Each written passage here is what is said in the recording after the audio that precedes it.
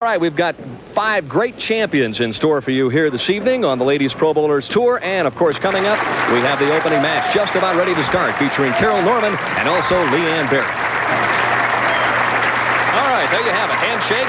Now it's time to get after it. Championship round there is 29 and 30, and Carol Norman will start the match on the left-hand lane. And I mentioned she had a title from the opening match.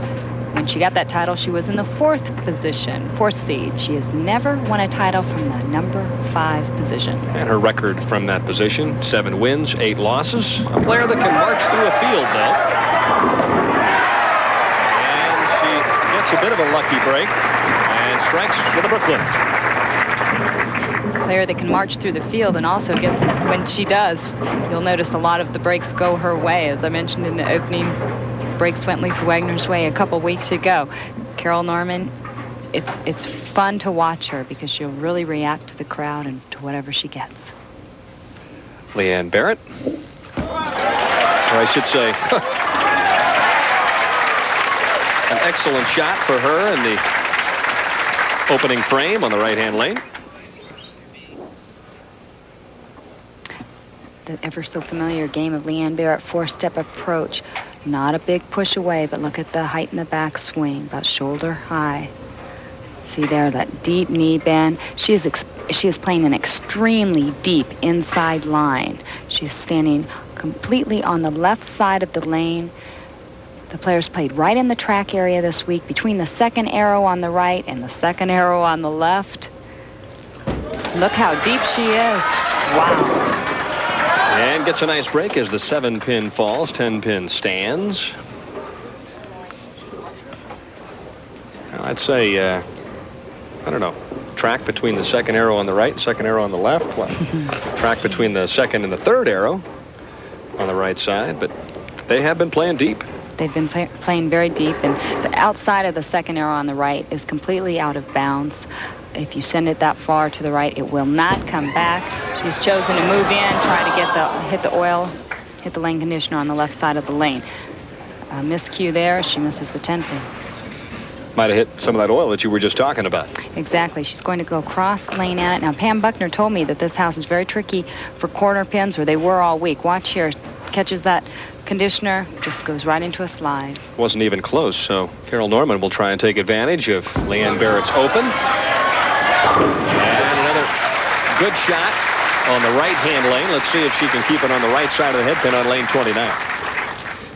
Very different approach to the game of bowling. This player plays very direct, down and out, down and in. Even Carol Norman is swinging the ball a little bit here tonight. Leanne Barrette, on the other hand, has to move so much farther left because she crosses more boards. Carol Norman ranked 14th among all-time leading money winners on the Ladies Pro Bowlers Tour. Struggled on this pair of lanes, though, throughout the week, averaged just 181. The lowest average of our 5 finalists. Well, without question, the left lane is hooking more, made the adjustment, but through the nose for a split. She made the adjustment, opening up on that lane with a Brooklyn strike. She moved in a little farther left, but it still hooked just at the last minute. You can see there she's playing about 22 right between there, right around the 4th arrow.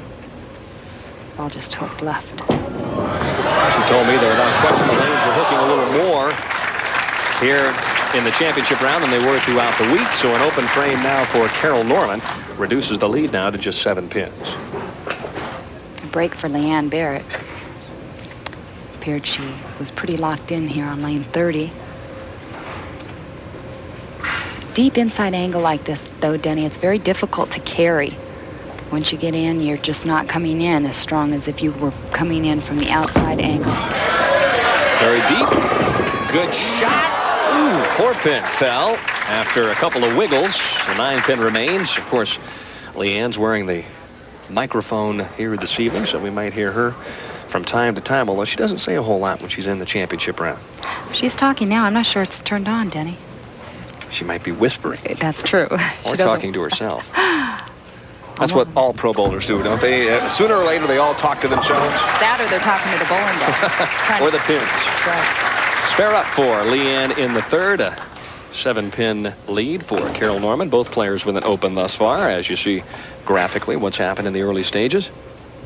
You'll see a big drive from the balls in the back end of the lane. The lanes have been stripped, or the back end has been stripped every night. So they keep it very clean. It causes the ball to hook a lot.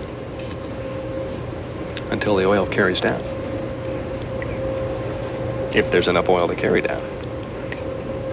It seems that it absorbs into the pines here pretty quickly. It doesn't seem to carry down very fast. Well, I think what's happening here, too, is that the lanes are breaking down in the first 15 feet. All the players, when they practiced, were all playing between, like, 10 and 15. And over 45 minutes of practice, they've all moved at least an arrow to the left, and we'll probably see them move even deeper before the telecast is over. Not getting all the pin action she wanted. Watch the head pin up against the sideboard. Comes back, hits the 4, but the 4 just does not take out that 7. We're getting back to the lanes, Denny. The lanes here have a guardian coat on them. For the first 15 feet, it's a urethane coating. Then it goes right into the pines and finishes out with the lane. But that guardian really helps protect the lane, gives it more, or restores the lane, basically. That's really tough to play in that situation. Well, you've got a very good finish in the front part of the lane. Then when the ball hits the pines, it wants to go left. The middle section of the lane, it really wants to hook. Beautiful shot for Carol Norman. I had a chance to talk with her prior to the telecast, and it's been a very tough but yet a very special week for her in Reno. Yes, it is, Denny. I have a good friend named Mildred Blackwood, and she was in a serious car accident, and she sustained serious internal injuries. And that's been approximately 2 weeks ago, and she's been unconscious most of the time. And I have decided to dedicate this week to my friend Mildred, and she's been in my thoughts and in my prayers, and I know God is watching over her. And I just got a phone call today. I got good news. Her color is better, and she is somewhat responsive. So I'm going in today with a lot lighter heart. Tough week for that young lady, but she has responded to the pressure, qualifying for the telecast. Good shot there, left the soft 10 pin. Well, it's such a thoughtful thing to do, to dedicate a tournament to her friend. I think so many times people don't realize how tough it is for the professional players to be on the road working when something like that does happen at home, and there isn't anything you can do. You have to go out and just do your job and do your best and maintain, and it's not an easy thing to do. A good look at how all of our 5 players qualified for the championship round. Anne-Marie in ninth place after the first round, dropped to 24th, and she said, I really bowled much better in match play. The break of the night thus far for Leanne Barrette. A cave-in shot in the 5th frame. Let's see if she can take advantage of a nice break. Well, her mic is definitely on, because she said, uh-oh, nice shot. Now we can hear her. Mm-hmm.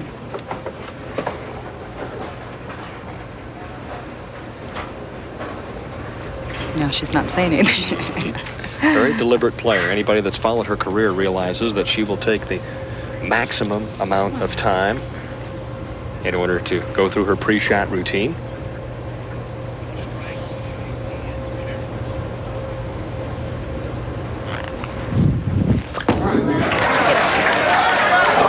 Well, you heard her say get up, obviously.